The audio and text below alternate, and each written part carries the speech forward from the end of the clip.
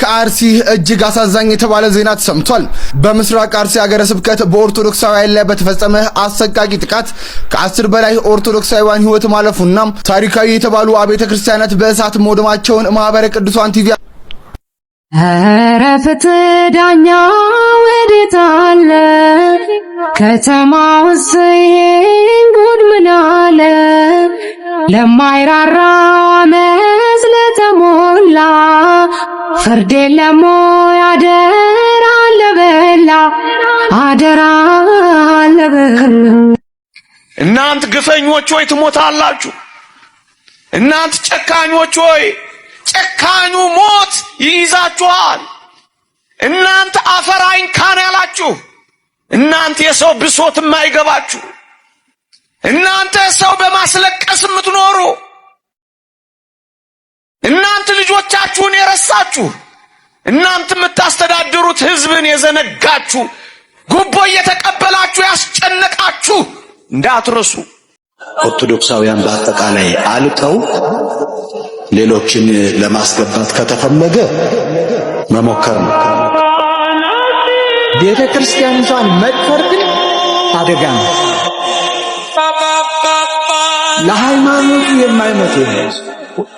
አዎ ከዚህ ቀደም ብዙዎች ምቀው ነገም ብዙ ትናንትም ብዙ ተከባብረን ነው። ሰላም የተከበራችሁና የተወደዳችሁ የዚህ ቻናል ቤተሰቦች እንደምን አላችሁ? ዛሬም እንግዲህ እንደተለመደው የተለያዩ ወቅታዊና አዳዲስ መረጃ ያላችሁን ቪዲዮዎች ሰብሰብ አድርጌ ለእናንተ ይዤላችሁ መጥቻለሁ። አርሲ እንግዲህ ሁልጊዜ በየዓመቱ የንጹህ ኦርቶዶክሳውያን ደም የሚፈስበት ምድር ሆናለች። ዛሬም እንግዲህ ትኩረቱን ሙሉ ለሙሉ በአርሲ ጉዳይ ዙሪያ ያደረገ ቪዲዮ ሰብሰብ አድርጌ ለእናንተ ይዤላችሁ መጥቻለሁ። ዛሬም እንግዲህ ሁልጊዜ በየዓመቱ በአርሲ ከተማ ንጹህ ኦርቶዶክሳውያን እንደሚገደሉ ሁላችንም እናውቃለን። ለነዚህ በግፍ ለተገደሉት ኦርቶዶክሳውያንም እንግዲህ ድምጽ የሆኑ የተለያዩ የሃይማኖት አባቶች እንዲሁም ደግሞ ግለሰቦች አሉ። እናንት ግፈኞች ሆይ ትሞታላችሁ። እናንት ጨካኞች ሆይ ጨካኙ ሞት ይይዛችኋል። እናንተ አፈር አይንካን ያላችሁ፣ እናንተ የሰው ብሶት የማይገባችሁ፣ እናንተ ሰው በማስለቀስ የምትኖሩ፣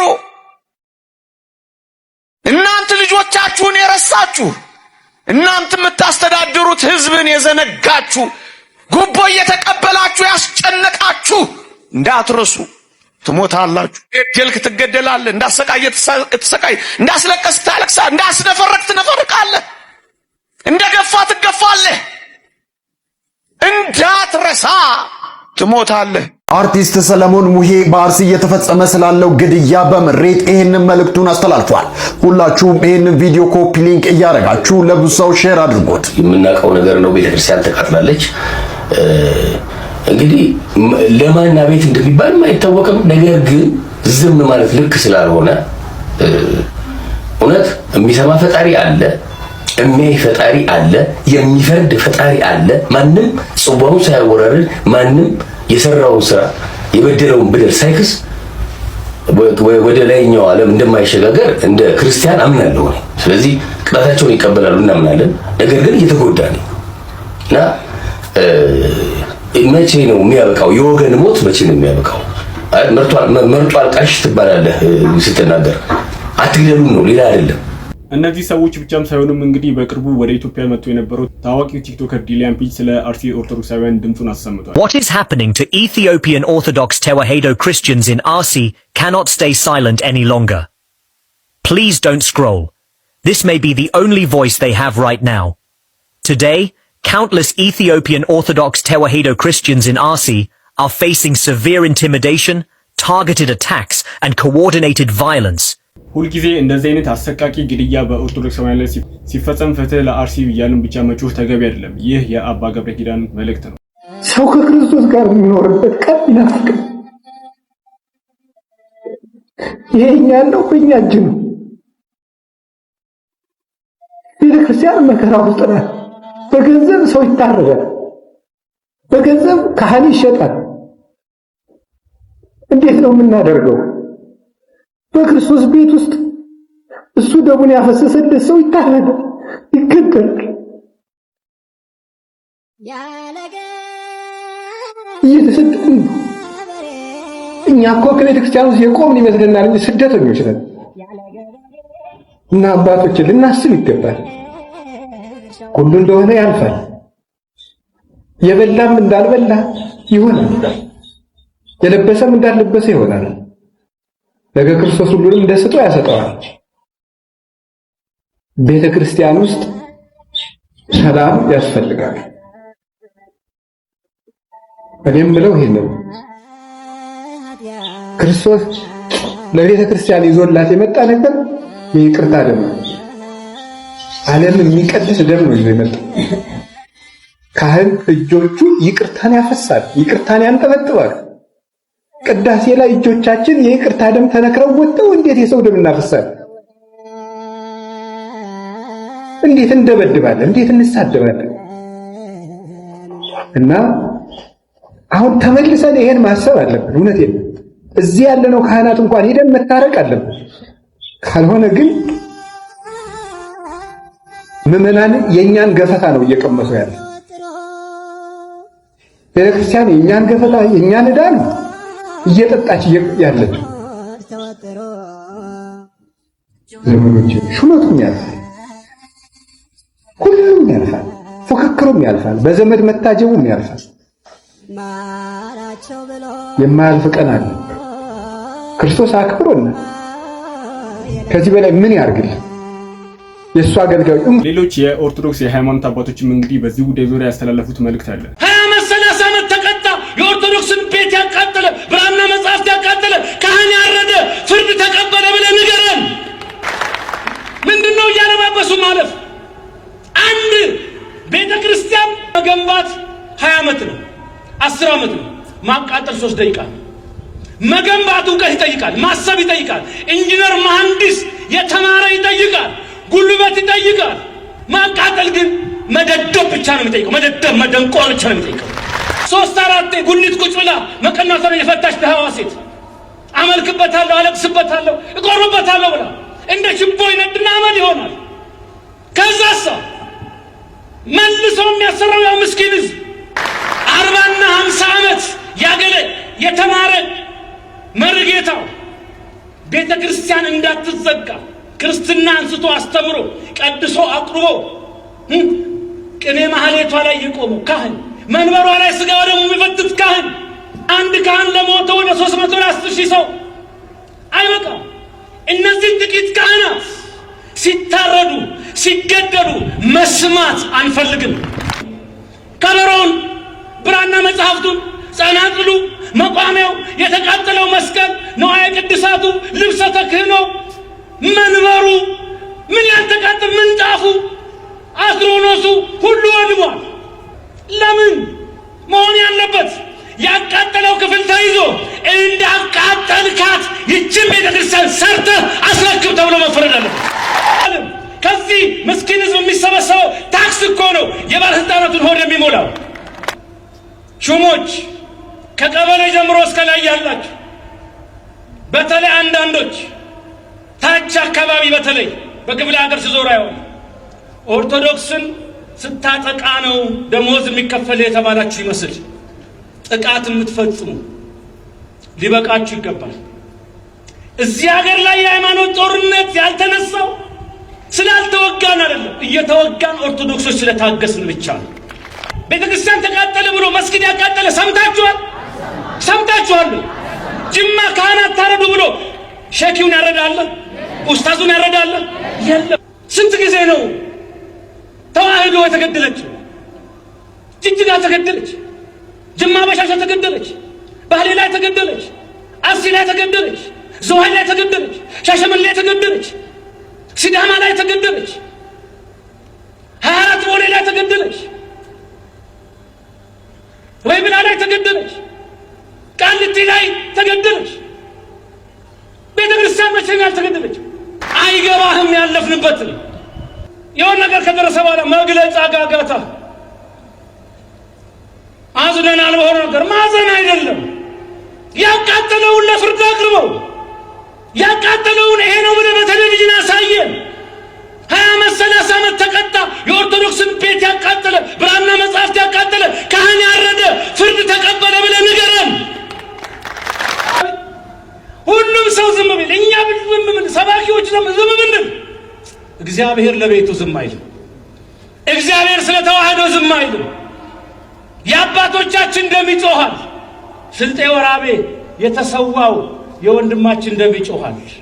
የኦርቶዶክስ ሃይማኖት አባቶች ብቻ ሳይሆኑም እንግዲህ የእስልምና እምነት ተከታይ የሆኑት ኡስታዝም እንግዲህ በዚህ ጉዳይ ዙሪያ ድምጻቸውን አሰምተዋል። ኡስታዞቹ በአርሲ በኦርቶዶክሳውያን ላይ የተፈጸመውን ግድያ አወገዙ።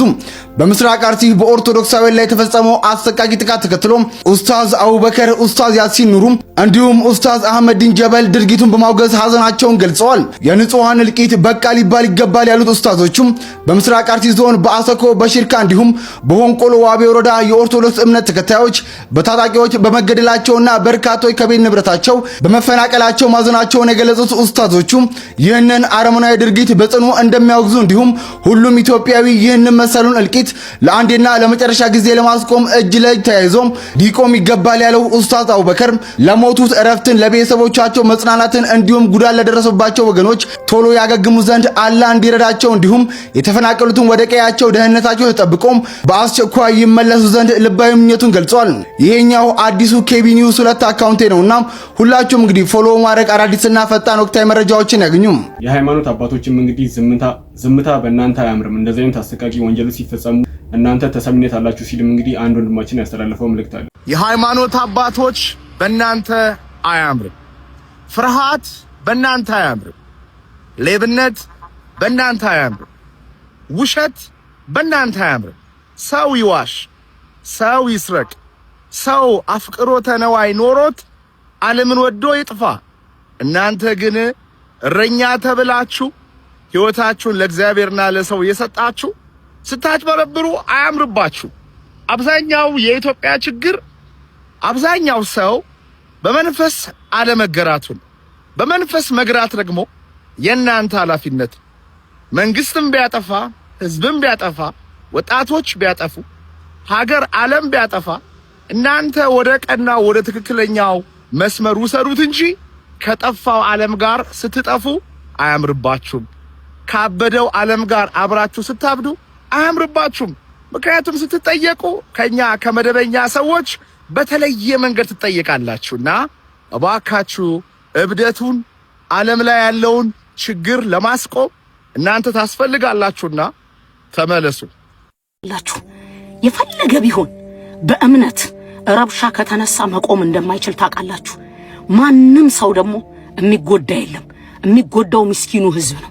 የሚጎዳው በልቶ ያልጠገበው ህዝብ ነው። ምክንያቱም ገንዘብ ያለው ሰው ይኖራል፣ የትም ሀገር ዞሮ ይኖራል።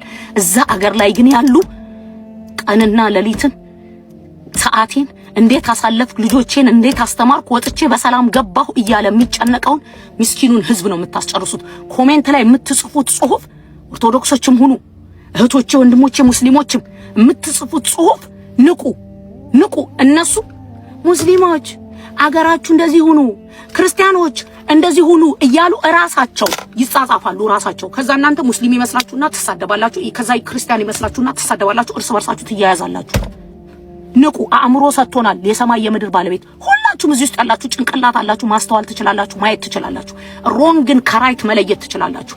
አንድ ሰው ለጀስቲስ ሲቆም ሙስሊም ስለሆነ አይደለም፣ ክርስቲያን ስለሆነ አይደለም፣ የትኛውም ነፍስ መጥፋት የለባትም። እዩ አማራ ክልል ላይ ስንት ህይወት ጠፍቷል። መመለስ ይቻላል። ቤተሰቦቻቸው ግን እየተቃጠሉ እርር እያሉ እያለቀሱ እናቴን አፈቀችኝ አባቴ ወንድሜ እያሉ ነው ያሉት። ወለጋ ክልል ላይ ሂዱ፣ ሐቅን ይወዳል። ወለጋ ክልል ላይ ሂዱ፣ ስንቱ እያለቀሰ ነው ያለው ስንቱ። አንድ ነገር ደግሞ ማወቅ ያለባችሁ የአንድ ቦታ ላይ የሚፈጠር ስህተትና የሚፈጠር ተንኮል ለብዙ ይተርፋል። ለማንም ፖለቲካ መነገጃ ህዝባችን መስዋዕት አይሆንም። ጅል አይደለም። ለማንም ፖለቲካ ሄዶ ወንበሩ ላይ ተቀምጦ ህዝቡን ቼክ ለማያረግ ማንም ሰው አይሞትም። በኢድን ረበል ዓለሚን ለዲናችን እንደምንሞት ስለምታውቁ በሃይማኖቱ ሙስሊሙም የሌላውም እምነት ተከታይ ኦኬ በእምነቱ ድርድር እንደሌለው ስለምታውቁ ምንም ነገር ንግድ አላዋጣችሁም። አሁን በዚህ በእምነት መጣችሁ። ከአውሬ በታች ባትሆኑ ኖሮ ይሄንን ነገር የፈጸማችሁ ከአውሬ በታች ባትሆኑ ኖሮ ሰው እየሰገደ ፈጣሪውን እያመለከ አርብ ቀን መሬት የለውም የሚሰግድበት መስገጃ አልተሰጠው መስጊድ የሚሰግድበት ሌሎች ሀገር ላይ ዓለም ላይ መስገጃ ተፈቅዶ እስልምና ላይ እንኳን ጥላቻ አለው የሚባለው ሀገር ላይ መስገጃ ተሰጥቶ መቃብር ቦታ ተሰጥቶ ኦኬ ተማሪዎች ሂጃባቸውን አድርገው እየተማሩ እናንተ ክልል ላይ ከለከላችሁ። ለምንድን አሁን ይቺን ሰዓት ጠብቃችሁ ህዝቡን ለማባላት ስለምትፈልጉ ማለት ነው። ቆስቁሳችሁ በዛ ትሉ በዚህ ብትሉ አላዋጣችሁም። አሁን ግን ህዝቡን ለማባላት አባቶቻችን የምር የአባትነት ስሜት ካላችሁ ነገ ዛሬ ሳትሉ ቀደሙና ውጡ፣ እንከተላችሁ። መሄድ ያለብን ቦታ እንሄድ፣ መውጣት ያለብን ቦታ እንውጥ፣ ማሳየት ያለብንን ነገር እናሳይ፣ ድምጻችንን እናሰማ። አርሲ መሄድ ካለብን ቀደሙ እንከተል። ሰልፍ የምንወጣ ከሆነ ቀደሙ እንከተል። ቁጭ ብላችሁ ግን ክብ ሰርታችሁ መግለጫ ወጣችሁ ዝም እንዳትሉ። ብዙ ጊዜ ያወጣችሁ መግለጫ ትርጉም የለውም፣ ሰልችቶናል። ሻማ ማብራት ሰልችቶናል። ፕሮፋይል መቀየር ሰልችቶናል። ኦርቶዶክሳውያን ተገደሉ እየተባለ ሁል ጊዜ ዜና መሆን ሰልችቶናል። የአንድ ሰሞን ትሬንድ ሆኖ የሚያልፍ ተቃውሞ ሰልችቶናል። ስለዚህ ምድር ላይ የወረደ ስራ ከእናንተ እንጠብቃለን። ውጡ፣ ከሞቆ ቤት ውጡና አደባባይ እንገናኝ፣ ጠሩን። አለበለዚያ ወጣቱ ቀድሞ የሆነ ነገር ቢፈጠር እርግጠኛ ነኝ ደብዳቤ እንደምትጽፉ አናቃቸውም እንደምትሉ። ስለዚህ ቀደሙ። ትላንትና ጥቁር ለብሰን ወንበራችሁን አስጠብቀናል በብዙዎች ደም። ዛሬ እንደዛ አይሆንም። ውጡ። ደሞዝ የምትበሉባት ቤተክርስቲያን ነች። የምትመኩባት እንደ ልባችሁ የተከበራችሁባት ቤተክርስቲያን ነች። እያለቁ ያሉትም የዚች ቤተክርስቲያን ልጆች ናቸው። እናንተ ቁጭ ብላችሁ ሌላ የሚሞት ወጣት አንጋብዝም። እኔ በበኩል ያን የሚሰማኝ። ስለዚህ ውጡ። ይኸውላችሁ እኔ አሁን እየገባኝ ያለው በብዙ ቦታዎች ሰዎች ተገደሉ፣ ተሳደዱ፣ ተፈናቀሉና የሚሉ ዜናዎች ይወጣሉ። ሀዘኑ አይ ቲንክ ካልደረሰብን የሚገባን አይመስለኝም። ከዜና ውጭ ምንም ትርፍ አይኖረውም። እኔ አሁን እየተሰማኝ ያለው ነገር እንዴት ይመስላችኋል መሰላችሁ? ይህንን ዜና አድርገን እያቀረብን በመጣን ቁጥር ድምጽ እየሆንን እየመጣን አይመስለኝም። ምክንያቱም አሸንፋችኋል፣ ጎበዞች እያላችሁ ነው ይመስለኝ። ኦሬዲ አላማቸውን አሳክተዋል። በቃ አገር ትበጠበጥ ነው የፈልገው። ቤተክርስቲያን ያፈርሳሉ፣ ይገላሉ፣ ሰው እንደዛ፣ መስጊድም እንደዛ ይሆናል። ወደ እምነት ይሞከራል። አገር ሰላም እንዳትሆን ሁሉም በየራሱ ድርሻ እኩይ ሀሳብ ያለው እንደዛ እያደረገ ይመስለኛል። እኛ ደግሞ ከዜና ውጪ ፕሮሞት እያደረግናቸው ነው ይመስለኝ። አይ ዶንት ቲንክ ሶ። ትናንትና እኚህን አባት ዳምጫቸው ጠዋት ዜና እሰራለሁ ቢያንስ የሆነ ሀሳቤን አቀርባለሁ ብዬ ነበር። ስጋት ነው እየተራመድን ያለ ነው። ስጋት አለኝ፣ ጥያቄ አለኝ። በስቷል። በቃ መውጣት መግባት አልቻልንም። ይሄ የመኖር ህልውና ነውና ምርር ያለ ጥያቄ መጠየቅ አለብን። በቃ እስከ መቼ ድረስ ነው አልገባኝ። ተፈራርተን ምናምን የፖለቲካ ነው እየተባባለ የምንኖረው። ይሄ ፖለቲካ አይደለም፣ የመኖር ህልውና ነው። ጀስት በመንግስት ደረጃ የዜጎችን ሰላም መጠበቅ ይመስለኛል ፕራዮሪቲው። የሚገሉትም የሆነው በመንግስት አካል ላይ ጫና ለመፍጠር እንደሆነም ይሰማኛል። ፖለቲካል አናሊሲስም ባንሰጥ ግን በቃ ሊባል ይገባል። የዜጎች ደህንነት ሊጠበቅ ይገባል። እኔ እንደዛ ነው ማሰቡ። ጦርነትን አልደግፍም እላለሁ። ወንድሙ ላይ እንዲታኮስ አልፈልግም። እውነት ለመናገር ግን የዋህ ህዝብ እያለቀ ነው። በቃ ለፖለቲካ ትርፍ የሚሆን ለምን የሚሆን ሌላው ህዝብ እያለቀ ነውና እንደ ዜና ማድረግ ለማቅረብ ይከብዳል። ሰው ነው እያለቀ ያለው፣ ሰው ነው እየሞተ ያለው። ምንም ማንም ያትርፍበት መሞትን መቀበል ልክ ነው ብዬ አላስብም። እና እባካችሁ እኔ ግራ ስለገባኝ ነው። ምን ሁሌ አውርተ ተገደሉ ሞቱ ይደክማል። በጣም እያስጠላኝ ነው። በቃ ሶሻል ሚዲያ ላይ የወጣሁበትን ቀን ነው ስቲል እየረገምኩ ያለሁትና ነፍሳችሁ ይጨነቃል። አንዳንዴ ምንም መፍትሄ የማታረጉትን ነገር ዝም ብላችሁ መጮህ አንዱን አካል ፕሮሞት እያደረኩ ስለመሰለኝ ነው። አዶን ነው የምር በጣም እያስጠላኝ ነው።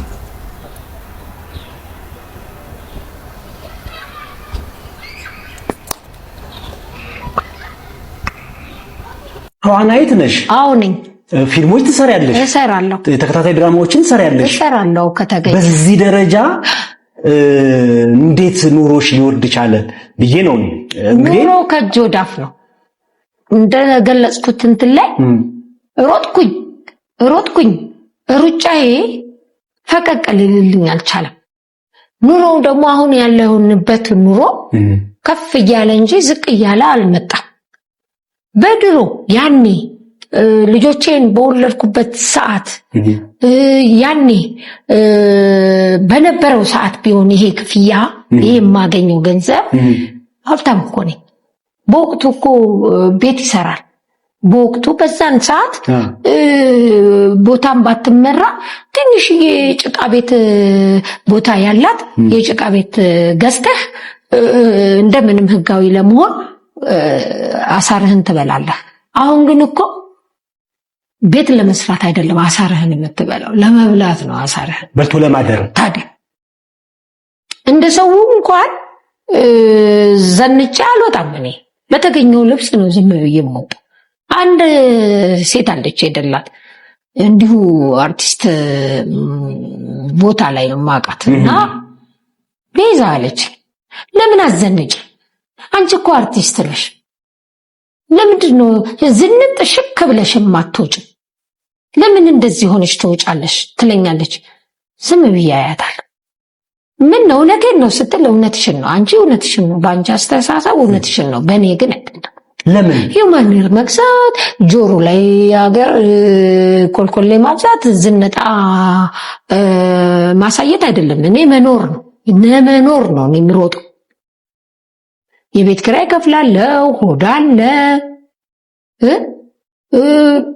እነዛን ነገሮች ለመሸፈን ነው የምሮጠው። ቅንጦት የሆነ ኑሮ የለኝም። እውነቴን ነው።